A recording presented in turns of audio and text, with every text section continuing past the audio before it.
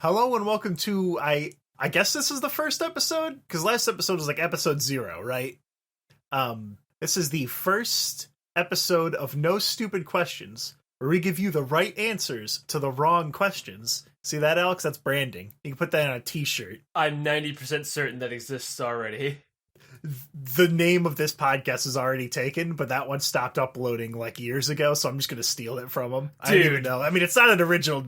The fucking name of the other podcast is the Homestuck meme. So, like, listen, I'm not very good at making names unless it's Wacky Potions in Revival, a Dungeons and Dragons Real-Play podcast. Is Pat Normstrom, my character.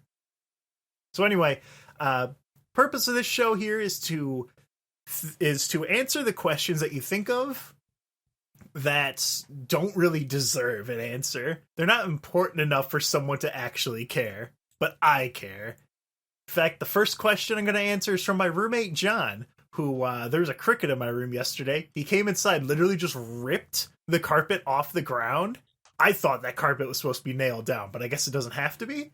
Or maybe it should. This house was going to be condemned before I moved in, so, you know, whatever. Nice. Anyway, so his question, this is a real fucking brain buster. Why do dog farts smell bad? Why do you? So you, hold on, you coming at me last episode for coming up with that stupid question. You literally asked why my pee-pee hard. Oh, but dog I'm reading farts it verbatim from the email he sent me. But why do dog farts smell bad? Well, first off, they're animals. They don't fucking clean themselves. I assume that was part of it. Well, yeah, but, Jasper farted. He was the farty boy. And they were not pleasant dog farts, were they? I do not like this question. But let's just roll with it. Yeah, sure. No, okay. But really, though. So I thought about it, I'm like, well, there's gotta be some reason. 'Cause it's like a fucking, it's like a classic goof. You know, a classic gross them out goof for dog farts. And there's this really fucking expensive bag of dog food that we have downstairs because that's all the dog will eat now. I looked at it. I noticed it's got a shitload of meat. Makes sense. And it's also got a lot of fucking sulfur. So dog food is generally just high protein, high sulfur. And also, have you ever fucking seen a dog eat? They're just eating air half the time, where they're just fucking face down and they're slobbering everything. They don't have hands. What else are they gonna do? Invent tools. You don't need opposable thumbs to be civilized. But that's pretty much it. It's just a lot of fucking sulfur, meat, and they just eat a lot of fucking air. So there's the big answer. There's your brain busting answer, Alex. Why dog fart smell bad? No good. Well, dog fart bad, they no good. This Buzz Lightyear gaming, like and subscribe.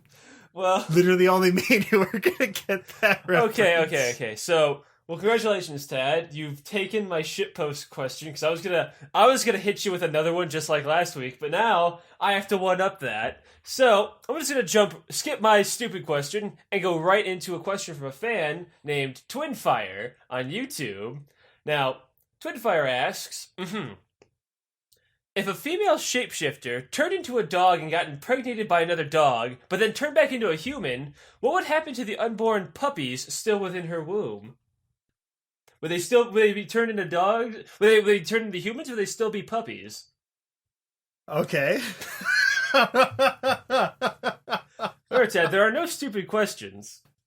There are wrong questions. Anyway, I actually know the answer to this, Twinfire. So, check this out. So, when you shapeshift your entire body. However, the unborn puppies technically aren't part of your body. They're their own things forming within you, so they would still be puppies, even if she would be turned back into a human. So you get to have that little mental image now. That's actually the answer I was going to say. I was going to say a shapeshifter is able to change their own personage. I think that's the right word. But it's not, it'd be like, if you're a shapeshifter and you just swallowed a penny, and then it's like, well, you can't shapeshift that penny into like a gun or something, you know?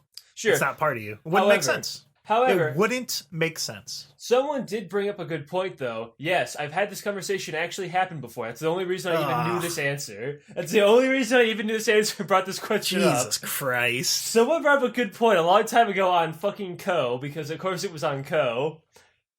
But the babies, or the puppies in this case, are attached to you via umbilical cord. So are they technically part of your body? No. This is I am pro dog abortion, Alex. This is disgusting. So we're just gonna talk about gross dog facts now. All right. So that was that question. We had the answer for it. So what's your next stupid question? Jesus Christ. Oh man, this is the gatekeeper for the rest of the episode. Dog farts and human puppy abortion. Okay, so I have an actual question here. So let's look at like a Pacific island. I don't know if Hawaii's in the Pacific or the Atlantic. Listen, I'm not a fucking map scientist. Is it an island owned by a sex trafficking drug lord named Epstein? So let's use Epstein's Island as a good example. How do you get rid of all of the confidential information on there? You can't just dump it into the ocean. That's unsanitary. So how do people that are on small islands with a population less than like 8,000, like the Isle of Man in Britain has, I think, 8,800 people on it, and it's like pretty far from anywhere else. It's a really small island. How the fuck do you get rid of your garbage? Because the average person makes, I think it's 4 point something pounds of garbage every single day. We make a lot of fucking trash. So how do people on these islands get rid of it? If an island's large enough, like the Hawaiian Islands, they're large enough that, yeah, you can have a landfill. A landfill is basically how a landfill works is you will take all sorts of stuff. Some things, of course, are excluded, like radioactive materials and certain types of chemicals and shit. Basically, you put it in there, and then you keep filling it with shit. And then once it gets full, you put an impenetrable liner over it, cover it with dirt, move on to another landfill. So what I was thinking was, okay, so let's say you're a smaller island, or you're one of these, one of these medium-sized ones. You don't have, like, there's not enough garbage to demand that you have your own landfill on the island. So people will either take their garbage, put them on boats, and take them over to the bigger islands who put in the landfill. And then I was thinking, well, why don't we just fucking toss it in a volcano? If you're on a fucking island, you got a volcano, why can't we use that? Why don't you just put all the garbage into the air then? Yeah, see, that's the thing, because it's like, okay, it eats it all. Okay, problem solved. But then I'm like, well, hold the fucking phone. So there's this video, it was like 2004. I guess there's a single volcano in Ethiopia. But there were these Ethiopian researchers who just yeeted 65 pounds of garbage into a volcano lake, and it just went nuts. Because garbage is a lot colder than molten lava. So when lava, hot, cold, hits together, it gets really fucking violent. So apparently I'm not the first person to think about throwing garbage in a volcano. There's actually a lot of people who thought about it who are just as dumb as me. So when you incinerate garbage, if you throw it into a volcano, if you just yeet that into a volcano, it's going to burn and it's just going to spew fucking garbage into the air. Yeah, just a bunch of like gas and shit that's just going to like kill everybody if you do it too much, right? Yeah, not to mention, like, volcanoes are not near, like, we don't live near volcanoes. Like, it's hard to get to a volcano and expensive to bring large amounts of garbage to a volcano. But throwing shit in there, lava will fly up in the air, makes it very dangerous. When we have incinerators, if you take 60 pounds of garbage, you throw it in a volcano, it just spews chemicals and nasty shit into the atmosphere. You throw it into a modern incinerator, it gets scrubbed down to like almost a molecular level before it comes out, and then it's not, I won't say not harmful to the environment, but like less. It's like minimal harm to the environment. It's not that bad. It could be a lot fucking worse. But cost-wise, just having a landfill is really, really good.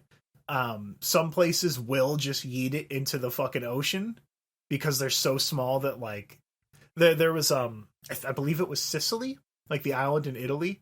They just fucking yeeted it into one side of the island because they were so small and they weren't getting the, like, if you're a small island, you don't have the tax money to pay to send your garbage places. Yeah. Which, for a while, before the Brexit stuff started, the UK was paying for a lot of these smaller countries and smaller places to have the money to safely and environmentally friendly ways to get rid of their shit. So landfills are surprisingly good, relatively cheap, not that bad. But then I started thinking, so if we can't throw them into the volcano, if we have so much fucking trash on the planet, why don't we Futurama it and just throw it into the fucking sun? And again, I guess I'm not very original in this thought. So why don't we throw garbage into the fucking sun? Well, I imagine it would be like the volcano where it's way, way colder, so it'd probably fuck up the sun. They also didn't throw it into the sun, by the way. They threw it into space and it came back. So there's many, many, many reasons why we don't just throw our garbage into space. Number one, it would cost a disgusting amount of money. I think it was like $308 trillion to launch our daily equivalent of garbage into space. So number one, disgustingly expensive. Number two, it's very dangerous. In the outside the Earth in the atmosphere, because you know, past the clouds and shit, there's still atmosphere, there's still gravity. That's how we have satellites out there and shit. If there's garbage up there, which there is garbage up there, NASA has to keep track of all of that to make sure that someone who dropped a fucking quarter in space doesn't fucking ping off of something or put a hole in like a vent and end up destroying the International Space Station. So they actually have documented all the different spots with garbage in the Earth's gravitational pull up there, because they can be very, very dangerous. As for what would happen if garbage did go into the sun, none of the articles actually touched on that because it was so fucking stupid that they didn't even like continue that train of thought. But yeah, it's disgustingly expensive. Trash in space will cause way too much problems. And if we did get into space, maybe we should keep our trash on Earth instead of dirtying up the entire fucking solar system. No, this is what we're gonna do. Is once we get the fucking sky elevator done, and we connect ourselves to Mars. Mars will be the trash planet. Yep, that was actually exactly what I was going to talk about next. Because I was like, well, there's got to be some way to get garbage into space and get it out of my hair. And that is the space elevator. So the space elevator is a concept in sci-fi where... So the reason it's so expensive to bring shit to space is you basically just set off a bottle rocket with a bunch of shit attached to it that goes up into space, right? So what would be a much better way to do that? Well, a space elevator is basically you would have a spot on Earth or the moon that is attached. The most likely the space elevator would be like in the ocean where it's not, it's able to move around a little bit. Basically, it goes from there up into a counterweight that's in, the Earth's gravitation. It's up there. And then you're able to load it up with shit and then just go up. It would take a bit, probably take a long while, but better than launching a giant bottle rocket into the air. So the reason why we don't have a space elevator yet is that we haven't yet. Like this is probably going to be a thing in like hopefully within 10 years, Once a space elevator happens though, holy shit. Oh my god, that's going to be nuts. Basically, think of how much easier it is to get into an elevator and go up a bunch of flights of stairs than it is to take all your shit and walk up 38 flights of stairs. Yeah, it's exactly. Way, way easier to just bring everything up. The problem is just that they don't have, we don't know of any materials yet that are strong enough and flexible enough to not like break. Because when you're going all the way up through the Earth's atmosphere, not only is there going to be all the weight of that shit, which is going to be very heavy, but you also have like gravitational pull, you have friction, you have all this, you have fucking ducks that are hitting it. It's a lot of shit. You have ducks that are hitting it. But we'll get our garbage to Mars. It's just going to take like 10, 15 years. But I believe in it. I believe in the trash planet. Now, that actually brings up a really good point. Because we're just going to go off on a little tangent here. I specifically remember a long time ago, they were trying to get people on the Mars. They're getting like a bunch of like farmers and shit and scientists to go like do like a Mars colony. I know Elon Musk, I think, has been like really who works at SpaceX? Is it Elon Musk? That's Elon Musk, yeah. Yeah, okay. So Elon Musk was really Elon excited Musky Husky. He was really adamant about like getting people to Mars in like a certain time frame, right? And I remember people talking about this because obviously they weren't talking about the intelligent part of living on Mars. They were instead shitposting about, man, can you imagine the fucking internet connection over on goddamn Mars? Playing chess, it takes 3 days for him to move a piece online. Or the first thing someone does to go on Mars is, dude, literally Lamau and all you Earth kicks down there on your shitty mother planet. We're over here on Chad Mars. Just lol, enjoy your dirt heap, Mars cuck. Like, oh, enjoy all that garbage, Mars boy. So I am looking forward to. I hope I can be alive. Planetary shitposting. Yeah, because you know the tribal nature of humanity, where we just shitpost about literally anything. I am going to love when there is an Earth versus Mars like split in terms of people saying like yo Mars boys represent, yo fuck Earth, am I right? And just enjoy all that red sand. Or like someone at Earth sends a video of him just like eating red shock. Like, hey, look at me, everybody! I'm from Mars. I eat red fucking dust all day. I'm just the biggest dab on those Martian fuckers is just you in like on like a beach. Just, you know what's great? Being able to live outside of the domes. Let me just wear some shorts because, you know, I don't have to wear a still suit just to fucking live. It feels so nice. Oh, look at me eating like a well-balanced meal and not just potatoes. Hey, Martian, look at this. Takes a bite out of a hamburger. Like, Jay opens a water bottle. Fresh water. You're like sniffing it. Like, that is, I hope I get to live to the point where we just start shitposting about people who live on Mars. That is what I want to see. I hope we get to the point, like, in our lives, at the end of our lives, where we hit the singularity, we can just upload our fucking brains to the brain cloud, and then just shitpost on the internet for the rest of our fucking never-ending lives. So, Alex, do you have another question set up? Because I have one more, too. I actually have a couple, because I have a couple from fans, actually. Okay. Now, they're not nearly as in-depth as that one, but this one's very fun, and I wanted to answer it. This one's from Blimbo. Blimbo. Ahem. Are traps gay? If not, are fudas okay? Now, Blimbo. Jesus Christ. You see, Ted, I went for a little a different direction with the questions I picked out. My questions are a bit different.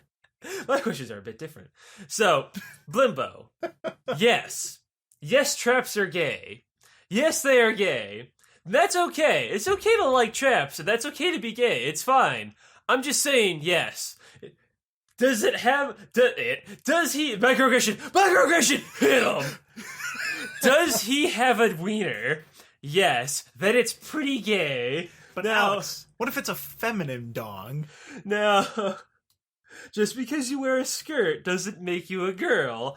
Microaggression is fuck, by the way. Feel free to take that out of context. What did Alex mean by this? Traps are as gay as you want them to be. It doesn't really matter. It is like hand on your shoulder, Blimbo. Yes, they are, and that's okay. I'm gonna, like, finger gun and wink at you. Now, fudas, that is when you get a little more of an interesting conversation. Now you see... That's just gay. Now you see... Everyone's gonna post that fucking picture from 4chan with fucking Shake. Just say, no, explain to me, how is fuda gay? Like, I God damn it. I don't know the math behind it. Like, two dicks, but all these titties, and it's apparently the straightest thing you could possibly have. No. Fuck Master Shake, alright? I'm gonna lay it down for you. Fudas are pretty gay. In fact, fudas are actually, in my opinion, even gayer because it's you not admitting that you're gay. You won't admit that you like wieners, so you have to put titties on those wieners just to get by. Just to get by. Like a fucking... like a Dust Bowl era farmer. It's not much, but it's honest work. It's what we do to get by in these here tough times. These are hard times. Now, I don't like fuda at all. Not really. I think it's kind of gross. Microaggression, hit him. I think it's kind of gay. Quote from guy who likes Astolfo from Fate. I think fuda is gay. Okay. However, this guy does bring up a question that I'm gonna get two back to back because they're relevant. Now, this one's gonna be kind of hot, Tad. But I had hold up. This is gonna be a little too spicy for the advertisers. Here, and it's not about my pee-pee this time. Alright, so I was having this conversation that I initially... This time, why is your pee-pee hard? Why is your pee-pee so much smaller than everybody else's? No, shut up and listen. Alright, so I was having this conversation. Initially, I was just trying to fuck with somebody. But then it kind of got bigger, and I started having fun with it and got a little interested. So hear me out. So, this is gonna be a microaggression. Just listen, alright? So, Da Vinci from Fate Grand Order. Now... theoretically speaking, if you were to use magic to transform from a man to a woman, would you still be trans? Now, listen to this. Now, in real life, if a dude, dresses up like a girl, acts like a girl, wants to be a girl, he's trans, right? He's now a trans girl. And then vice versa for girls who want to be dudes be trans dudes, right? You know how that works. Mm-hmm. That's like the summary, the shtick of it. So, what if you were to use magic to become a girl? You're like a full-on girl. Microaggression. You're an actual girl. Microaggression. Like you got the titties and the actual vagina. Biological. However, people still know that you were a dude at one point. People still know, and even in universe, and this does happen in Fate, they still refer to you as both genders. And in the Valentine's Day event, you also apply to both genders. So, what is Da Vinci trans? I say yes. What about you? I mean, it's magic bullshit, right? Yes, but remember, was a dude... It's not like Saber, who was just like, oh, by the way, it was actually a chick. No, Da Vinci was still a dude, just turned into a girl with magic. Well, I would say they are not then, right? Because it's a total, complete transformation to be a biological 100% swap. So, no. All right. They're microaggression. They're a normal girl. Microaggression. Oof, Ted. That's a little too spicy for the advertisers. However, I'm going to leave you guys with one thing. And this is the hard fact. The big tough pill to swallow. You all have to admit it. You all know it. Because in my eyes, magic counts. Bowsette is trans. Now you're thinking, now hang on a minute. That crown turns him into a girl. Bitch, it's still Bowser. It's literally Bowser with Alex, the crown. what's it up. like living in what? What was Bowsette? Was it fucking 5 years ago? Shut up! It was like a few months ago. It's listen, Alex. Hold up. It's older than 2 months, so no one cares about it anymore. I'm just saying, bros. You all got to admit it's a tough pill to swallow. So anyway, yes, Da Vinci and Bowsette are trans, and you guys got to deal with it. Jesus Christ. Thanks for killing my podcast in the first episode, Alex. Dabs. A little too hot for the advertising. Hey, I didn't say there's anything wrong with that, Ted. That's completely fine. I'm just saying it makes people mad, so obviously I'm gonna fuck with people. Ugh. So, right, speaking of people, I've got another question here. This one actually came from the email. Let me tell you about at gmail.com. That's let me tell you about 3 T's, because otherwise it wouldn't fit. This was from Carlos. Is there clothing specifically made for short people, or as Alex will call them, Oompa Loompas? But okay, so that's fine to say. I can't talk about... I know that there's plus sizes, big and tall stores, but I've never seen one for short people. But I might just be a big dummy. P.S. Alex, if it makes you feel better, I always put my cart back in the right spot. Good. You're a decent human being. So I think, well, I guess we'll start with this. There's a lot of plus size and big and tall stores because Americans are fucking fat. And big and tall is a good way to hide the fact that, like, you need to buy these shirts because you're a fat piece of shit. No, you're big and tall. You can get bigger and taller, but you can't get, like, there's a base level of small, and you're not going to get, it's harder to get smaller than it is to get bigger. So that's why there's a lot more of those stores. I actually Googled around. I'm like, I wonder.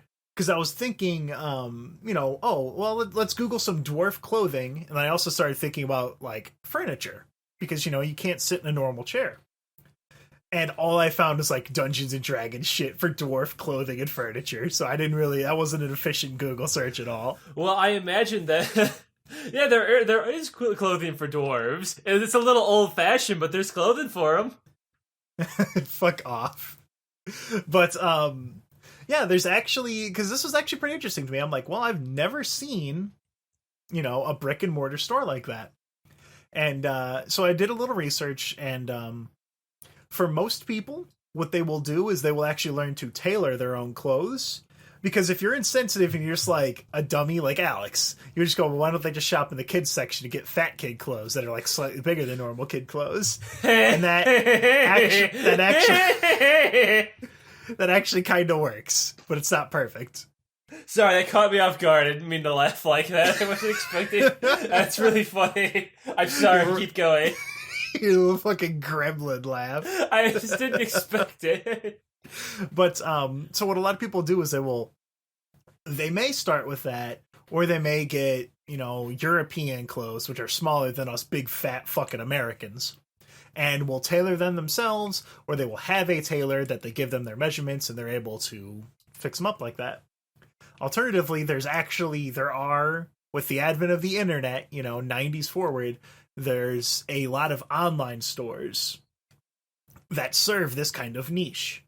Wasn't too long ago on, like, Reddit, I saw this guy was a carpenter, and his brother had dwarfism, and so he made him a chair that fit his height, because his arms were relatively a lot higher up than yours or mine.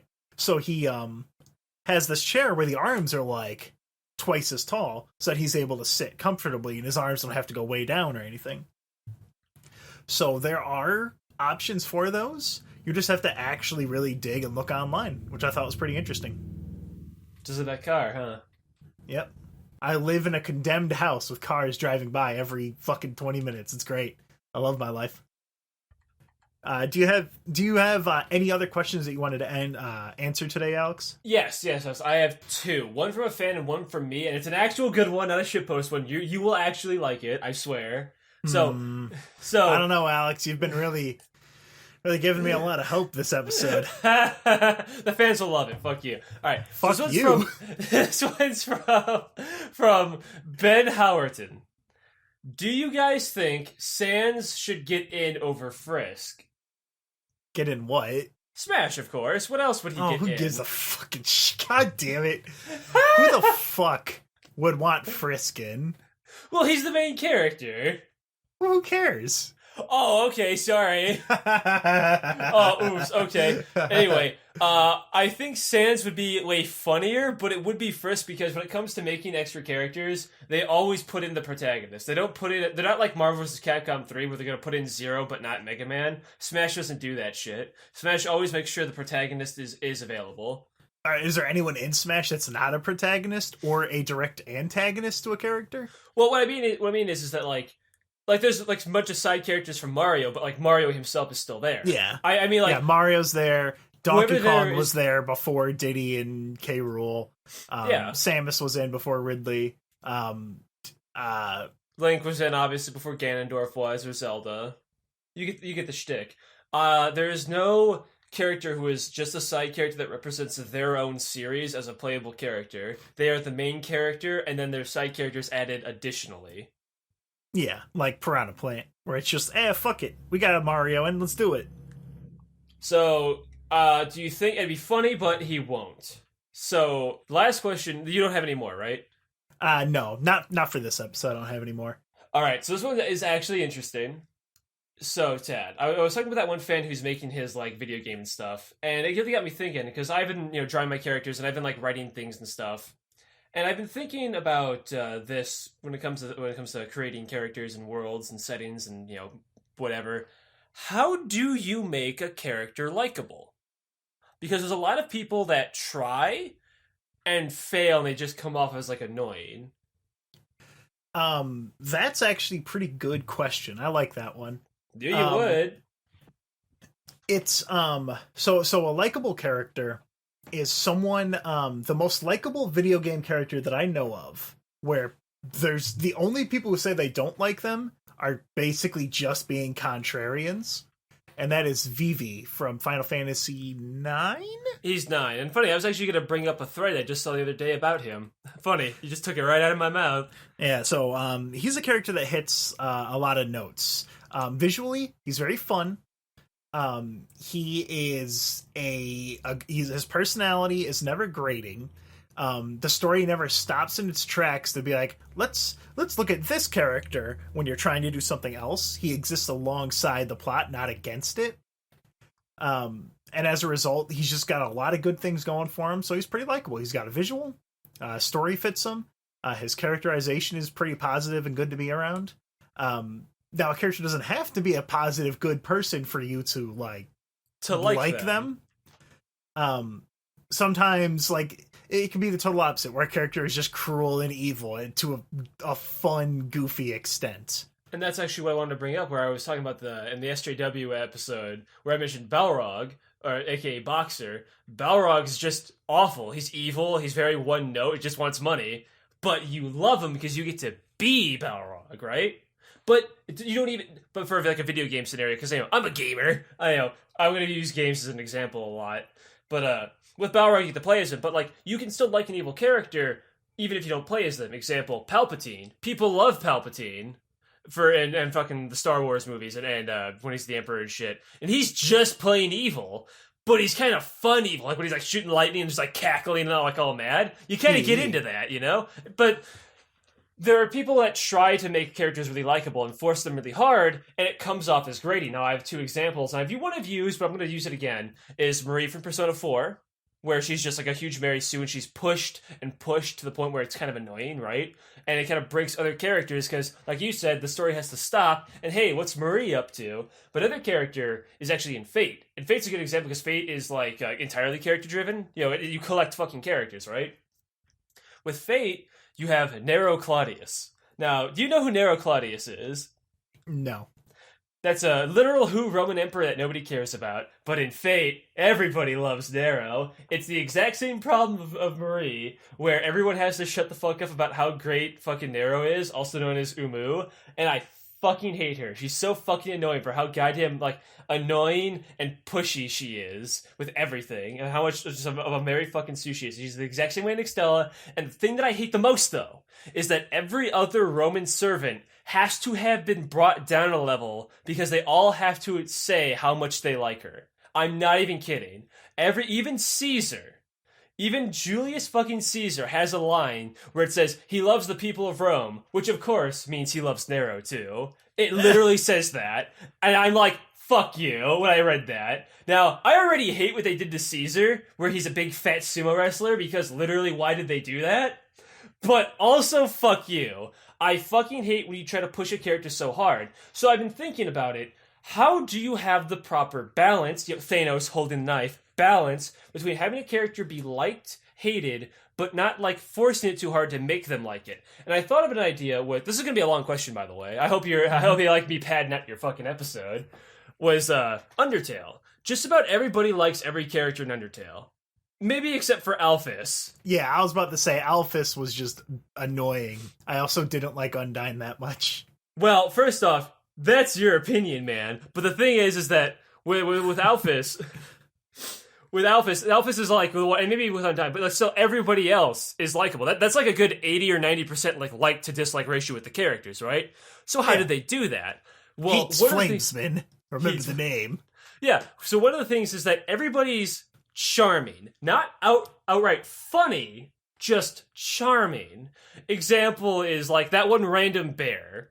Where he's like, so whenever a problem happens in our town, a skeleton bugs a fish about it and everything gets fixed, because that's politics. Like it's just a funny little thing. He's not trying too hard, he's just kind of doing one little goof. Or a better example is, every single enemy is memorable in a way, and much like Palpatine, not because you play as them, but because you interact with them in unique ways. Every enemy has their own kind of attack. Like, everyone's little favorite, that little bug guy whose attack, he just, like, dances. You know, he does, like, the wave, you know? Where he's just, like getting all groovy, you know? You know, that little attack? Yeah. Or, like, the reindeer, where the puzzle is, you see him, he's covered in things, so most people are initially going to put more shit on him, which then makes him more pissed off, so you have to take turns to take the stuff off of him and make him happy. You have a direct interaction. And then there's the more important characters, like Papyrus is literally everything. But how does Papyrus get away with being so in your face, being so goofy, and also, even though he's goofy, still antagonistic towards you, and people still love him so much? And you actually mentioned this before, but I'll say it again for the sake of the episode, because whatever Papyrus does is never directly in spite of you. Even though he's your enemy, he still tells you, like, he's so great, but you can be great too. And again, he's also kind of a fucking clown. Like, the whole bit with the walkway, where it jumbles up all the colors, you know? Where he lists off the entire fucking rules, and it's just one straight path, and then he just, like, fucking spins away. It's funny, and makes every character interact with a nice way that feels fun and engaging towards the player. It's never telling you how great the character is on their own. It's always you deciding for yourself. The characters put themselves out there, and then you decide for yourself that they're great. Papyrus says that he's great. That's also because he's an idiot. It's not that no one else says Papyrus is great. Sans didn't say, hey, you should hang out with Papyrus more. He's a fucking total fucking broski. Papyrus just says, yes, I, the great Papyrus, I'm gonna go on an adventure with you, or like whatever the fuck he'll say. You get the shtick, right? That's his character. So, I've actually had some trouble. Would you have something to say? Yeah, I was gonna say, they had a problem with likability way earlier on in Bug Fables. One of the main characters, the bee, in the original pitch and like concepts, she was just a fucking asshole. And they realized, they're like, I don't like this bee. She's just a prick. You know, there was the split, you know, you get the beetle who's quote, you know, tank. Then you got the moth that's like mage / support. And then you got the DPS warrior rogue bullshit, which is the bee, right? Mm-hmm. And so they just took those like, oh, okay, well the bee's gonna be, she's gonna be greedy and yada yada yada. And then they realized that like she's just being awful. The small likability things that she does, because of the way that she treats the characters that are nice to her and all that, instead of being like, oh, that's kind of fun that she does that, it's like, oh god, what a bitch. Bros. So it can flip the other way, that like if you try and have these small little quirks, if you already don't like the character, it fucking compounds. And then you end up liking them less and less and less and less. Again, Thanos with the knife. Balance. Whoa, so, dude, this is difficult. I almost dropped it. Oh, dude, whoops. So, fuck off. I just... Every time you say that, I picture Thanos like, whoa, whoops, whoa, that's difficult. Whoopsie doodles. I almost dropped that, haha. Okay, so I've actually had kind of the problem with balancing the character, too, when I was writing TV Man. I wrote, like, this whole episode that I told you about, and you didn't actually like it because you said TV Man's just kind of an asshole. Yeah, he like this one character had this thing happen to him, and TV Man just goes, okay, and then just like steps on him and leaves, and it's like, okay, you're being a fucking dickhead. Yeah, I know. So I had to have the proper balance. So like I rewrote that with Captain Cosmo. Proper balance. Whoa, dude. With Captain Cosmo kind of instigating and being more of an asshole to kind of justify TV Man's treatment for him, you have to have the proper balance. So now there's justification for TV Man being rude to him, it's more okay. If TV Man's just rude for the sake of being rude, you're not going to like him nearly as much. Yeah, that's why all the pedestrians and police officers of Grand Theft Auto are fucking dickheads. If they're To nice justify people, it. you would feel bad to do the bad things you do as a character. But another thing I was thinking about when making the character, because it actually went more in depth, is that even if a character is awful, people can still like them for the wrong reasons. This is because of, I'm going to call it the halo effect. You've seen it in action where it's awful people who say look good will have people still like them and side with them just because they're like pretty, right? This applies. This actually applies to both genders. This is completely gender neutral. I have seen plenty of stupid ass nerds on the internet say with that one. I'm gonna kind of go over some dark examples, but just hear me out. That one chick in Japan who stabbed that guy she liked. Yeah, but because she was attractive, a bunch of loser nerds were like dismissing. They tried to pay for her bail. Yeah, Like they were forgiving her, and then she got fan art. And I'm like, this is kind of a yikes. She's an attempted murder, guys. Like this isn't a cartoon. Like, this is real life, bros. Come on. I've had the Halo effect in my life too, where there's been and I've noticed myself like, oh, why did I think this version was bad?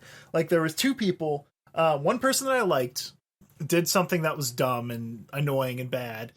And then another person I didn't like, well, let's just say that they were not conventionally attractive, did the same thing, but it annoyed me a lot more. And I was like, whoa, hold up a second. Why? And then that's why. It's just like a human thing. But there's also another dark example I wanted to say. Because I wanted to keep this gender neutral for you. I don't want to just come on one fucking group of people. What I wanted to do was, remember the Boston bomber? Nope. The guy who, he bombed the Boston Marathon and killed like I think 17 people and wounded like 40 something more. It was a few years ago, so I might got the numbers wrong. But I specifically remember seeing on the news years ago at work when they took a picture of him. The photographer specifically took the picture as if the guy was like a model, like his hair swished back, his like head turned to the side and everything. And this was a huge controversy because people were asking like, why did you make him take the picture like that? And the camera guy, he was going for something. He was trying to say that even beautiful people can be this evil. But nobody got that. Instead, what happened is a bunch of stupid, horny chicks were like, oh, this guy couldn't have done it. He's so hot. So it just had the opposite effect and just made everyone think he was a massive idiot. And he was an idiot. But the halo effect's a real thing. So what I wanted to do this was, when I was writing Uni, the girl character for TV Man, the one who like bosses him around and shit, I was having trouble making her seem like a bitch because she's a cute girl. So every time I was writing something, I figured like, people are just gonna like that she does that. Example, I wanted to do this entire joke where, like, like an after episode, like, special with, like, He-Man where he tells, like, kids not to do, like, X or Y. I was gonna have this whole bit with TV Man explaining to kids how to not be awful people, and he was gonna use Uni as an example, where Uni was going to be this smelly nerd who comes in, he's like, oh my god, it smells like someone died here. What the hell happened? Are you okay? He's like, I haven't played Super Fighting Sisters for 3 days straight. Oh, like you see, kids, you can't just play video games all day, every day without sleeping or bathing. That's bad for you. You don't want to end up like Uni. And I thought that was really funny, but then I thought, she's a girl, so people are probably just gonna like the fact that she's a smelly nerd.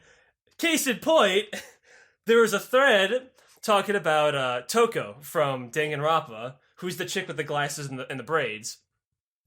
There was this guy who was reading off all of her character traits. Like, whoa there, buddy, slow down. You're telling me this chick's got glasses. She's a psycho murderer, horny, and she smells bad? Dude, my penis can only get so erect. I'm like, god fucking damn it. And so I'm just like... So I know for a fact that Uni being an awful person is just gonna make people like her more. Because she's a cute anime girl. It's gonna make dumb loser nerds like her, yeah. Yeah, and I have trouble making her seem bad. Your whole base for all this is like just sweaty loser nerds on a Mongolian basket weaving forum. That's true, but my point is, it is still true though, and you know what I'm saying.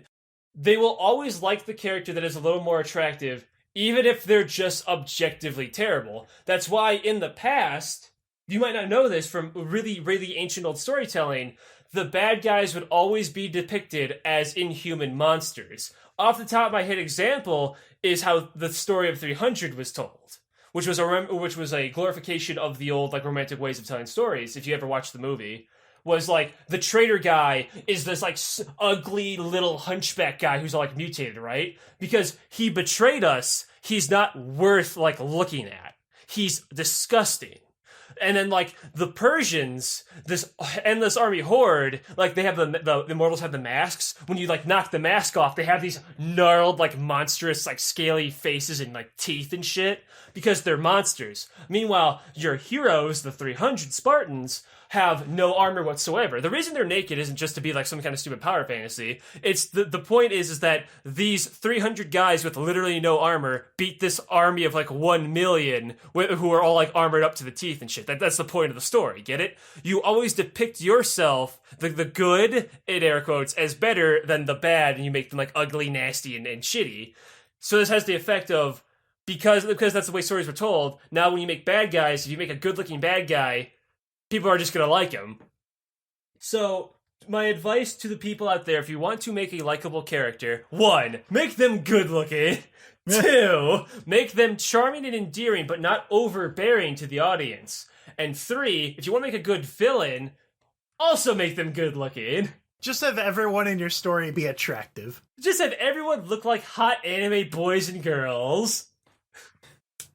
That's very traditionalist of you, Alex. Based. But there, I thought that was a pretty interesting, like, question. I genuinely don't even remember what the original question was because it was 30 minutes ago. Yeah, because how do you make a character likable? Okay. Well, there's your answer.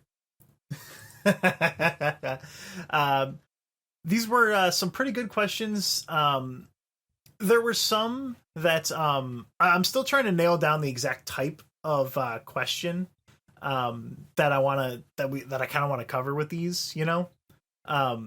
Like I had one question that I don't think really fit, which was like, if you could go back in time, where would you go? And yada, yada, yada. We're probably gonna do a few more episodes of this, see if it has strong legs. And if it does, we might continue with it because it's pretty fun, but we'll see how it goes. Thanks for sending in questions. The best way to send them in is to the email or on the YouTube page, because those are the two that are most in our faces. The email is letmetellyyouabout@gmail.com. That's let me tell you about with 3 T's, because otherwise it would not fit. YouTube is the Let Me Tell You About page. Twitter, Discord, Patreon. You can find us on Spotify, iTunes, Google Play, all that nonsense. So keep them coming, and for every stupid question, there's an even stupider, dumber answer. I don't know. That's a tagline. That's a work in progress too. We'll figure it out as we go. Quick, remember, write it down.